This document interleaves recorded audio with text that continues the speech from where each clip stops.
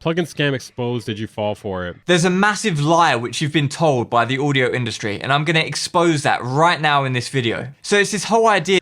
Oh, dude, it started off really strong here.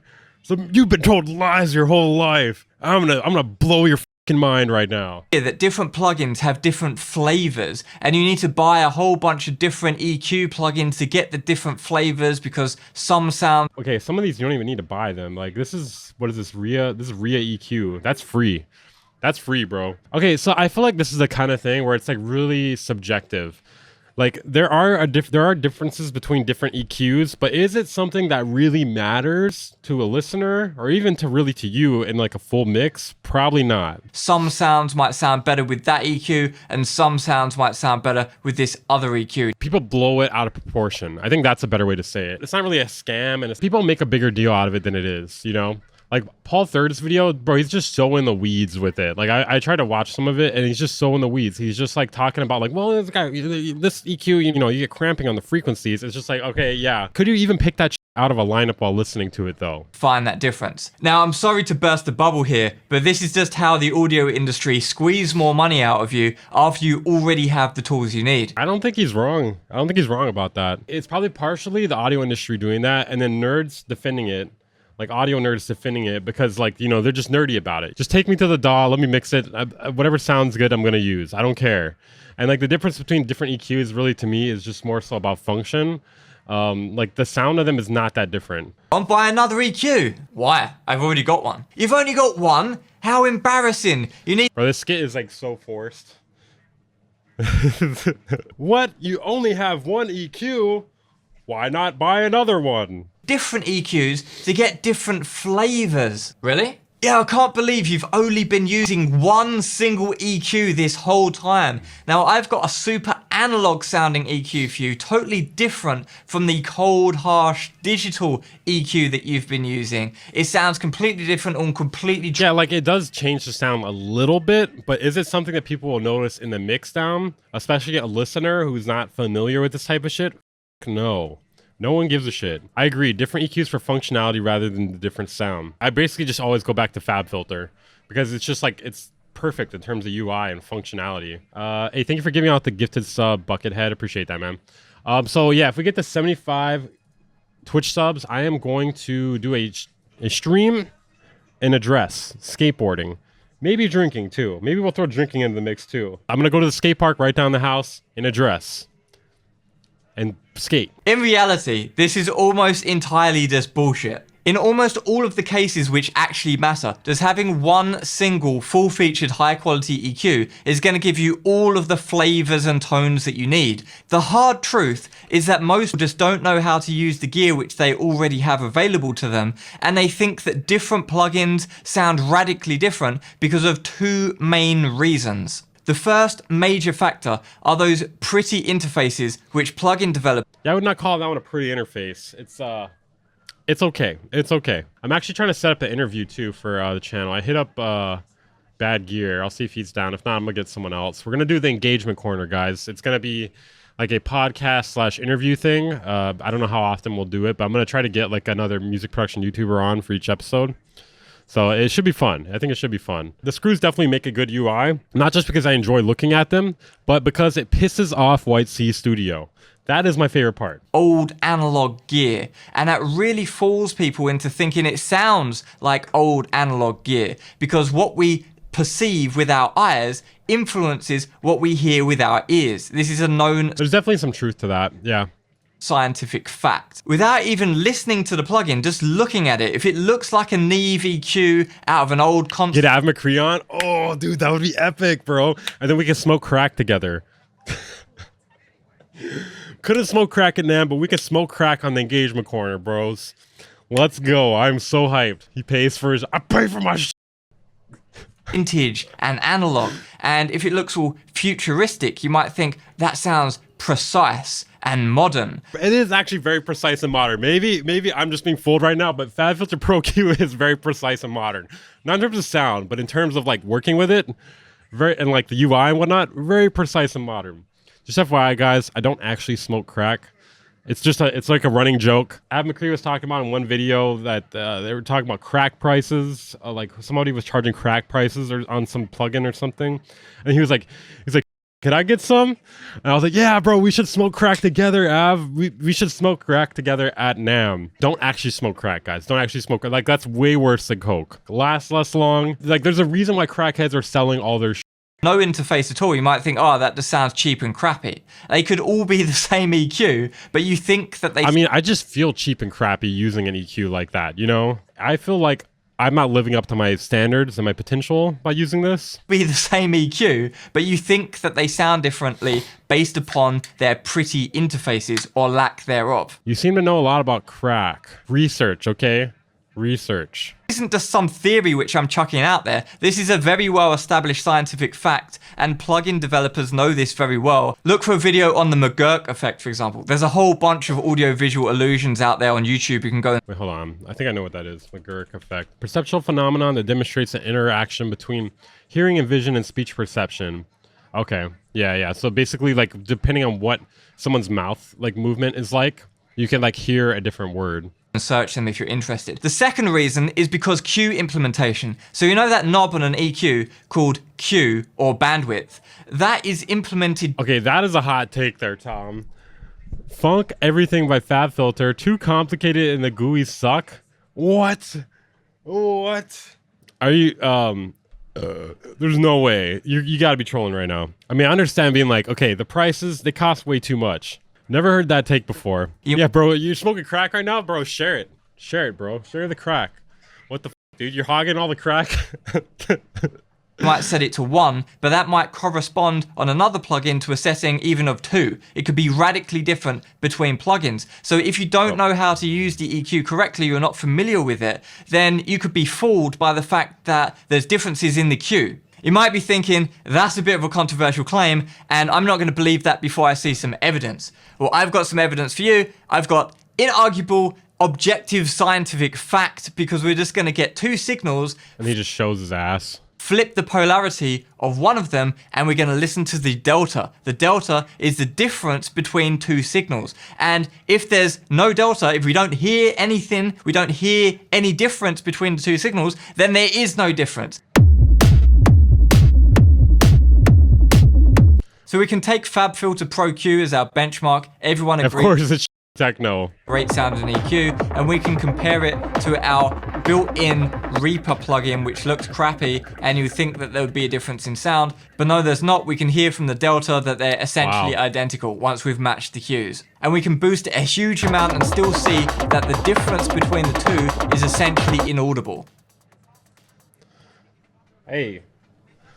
I mean, he's making a point. What? Now we can compare the difference between Nova and FabFilter, and we can also see that they're essentially the same. And there's a little bit, you can hear a little bit of delta here. To make a point, we can take this comically crappy looking build. Let's see, yo, I ain't seen you live in months, dog. I've been at college for music production. Oh, my condolences, man. My condolences. Sorry to hear that. In operating system Mac EQ, and we can see that when we properly match it, it's essentially identical as well. And then we can take this analog modeling. Yeah, I mean, there's a little something, but does it matter? Would you say that difference you're hearing right now matters? Neve looking EQ and compare that to, and as we can see, the differences are inaudible again. They all sound basically exactly the same. Yeah, true. I don't care. Reaper's too ugly. Give me a better GUI and it'll sound better. I agree. You know what? If it looks better, it might sound better for me. So as you could see, the frequency and the gain controls were all perfectly calibrated. Because to be honest, anything else would just be a design failure. But the Qs, the width of the bell, was very different between the EQs. But when we matched them, we almost heard nothing in the delta signal. Yeah, obviously you can do more functionality-wise with Pro Q3, so that's definitely something worth keeping in mind. But if we're talking about just straight up sound, there's not that much of a difference.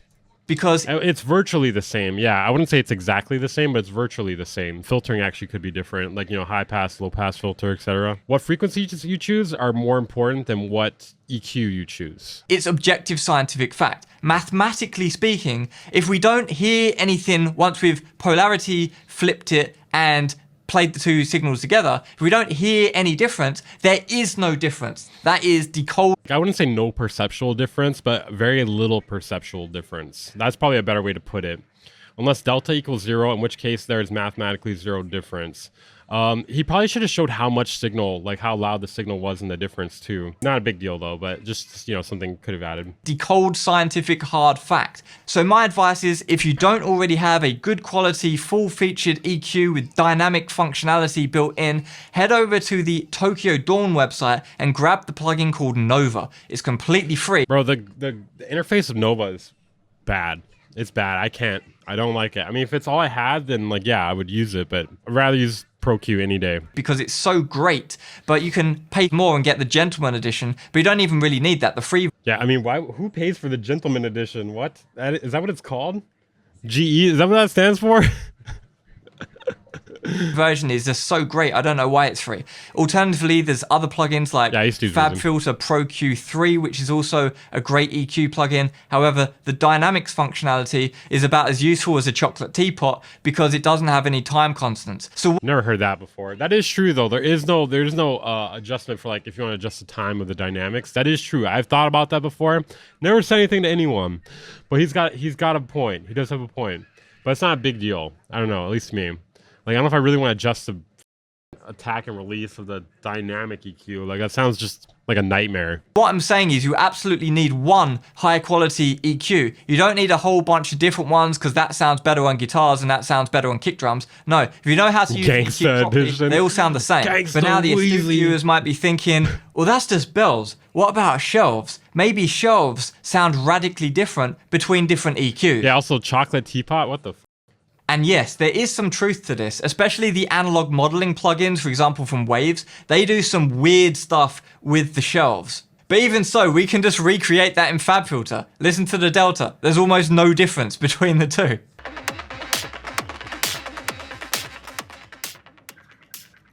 But you might say, there's a little more something there. It's a different shape. So it's a different flavor. Well, not really. It's just a weird EQ setting which doesn't sound as good as a normal shelf. It's not analog. It's the exact same sounding digital processing. It's just a weird shape. And if you just... man speaks truth, but I think it could have been perfected a bit more. But I do agree with the overall point. For some reason, just love this bad sound. You cut it out before the track could play it out to demo the zero delta. I do agree. He did not demo this part very well here. Like, there's like a lot more signal in this one than the other one. Yeah, I agree. Attack and release on dynamic just sounds like another thing to waste hours moving around. Definitely agree. I mean, you don't want to sit there with 100 EQ points and get it to know exactly. Or obviously, you're not going to do that, but you could just do something way simpler like this, and you probably can't even tell the difference anyway.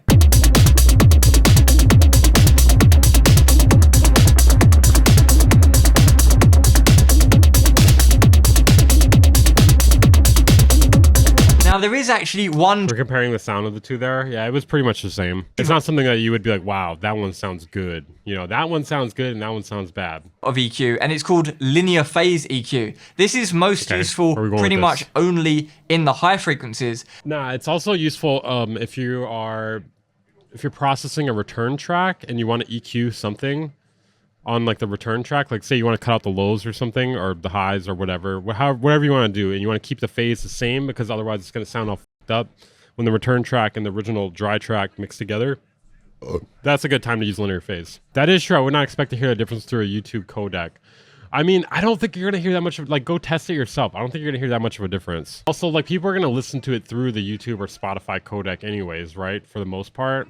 So it kind of, that point is kind of null. You need 10 different plugins which you think sound different because they have different pretty interfaces. I was told they sound different, now you're convinced, right? Shut up. If you use one high quality EQ properly, you don't need to buy multiple different EQs to get different flavors. This is the scam from the audio industry, the plugin developers trying to get you to buy more. I don't know if I'd say it's a scam, but it's like a misleading, commonly shared opinion, you know? A scam is like a lot more planned out. I feel like it wasn't like a planned out thing. We're like, we're gonna fool them.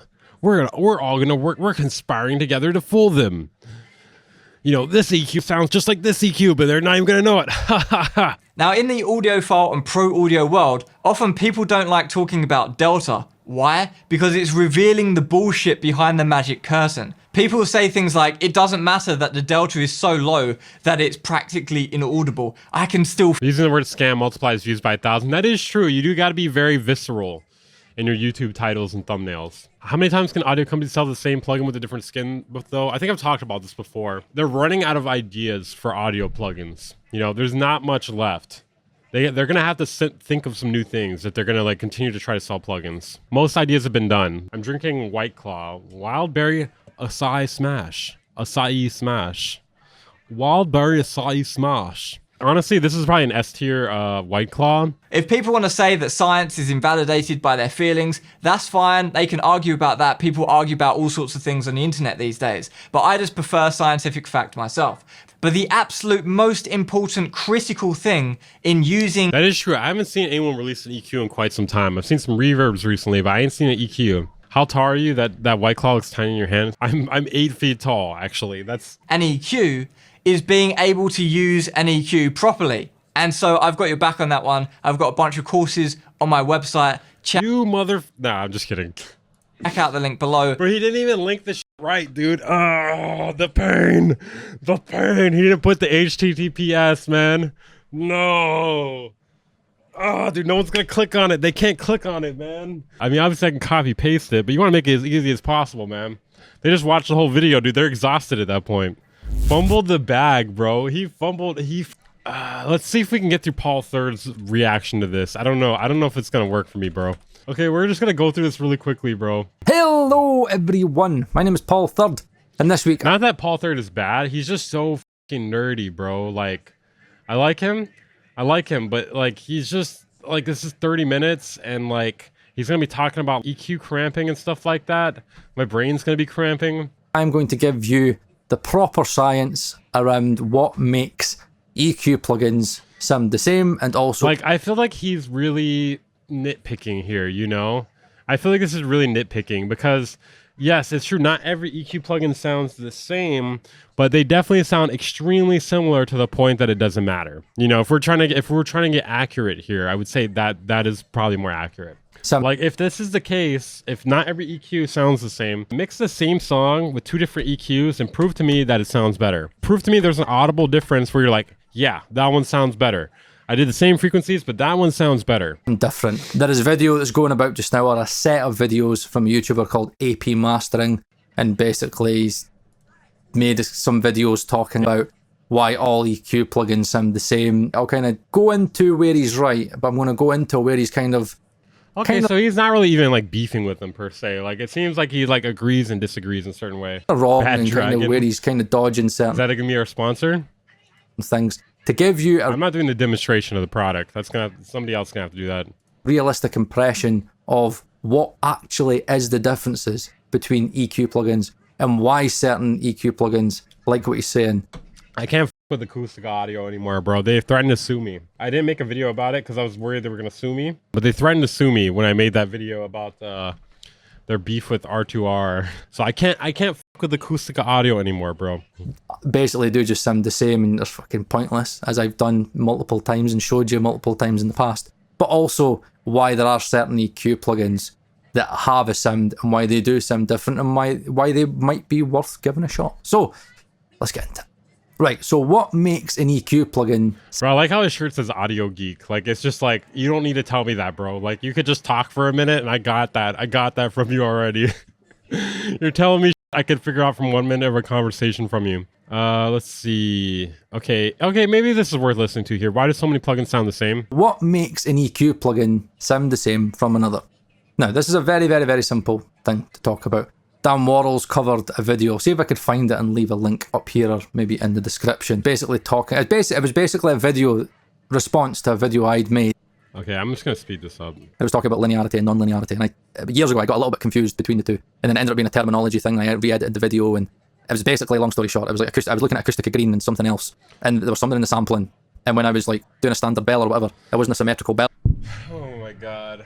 I'm not even going to fall asleep. This is just nerdy as dude. It was all over the shop. Some people have said to me it was incorrectly sampled, but I was like, well, there's something fucking non-linear about that. I was like, what's going on there? God damn it, dude. God damn it. He's about to lose me here. You're about to lose a viewer here, bro. And I did a video about it and it got very confusing, but Dan did a very good video on it. No, just you don't need to. Come on. an analog circuit and how I think I don't know what it is, if it's the transistors or the capacitors. Okay, this is.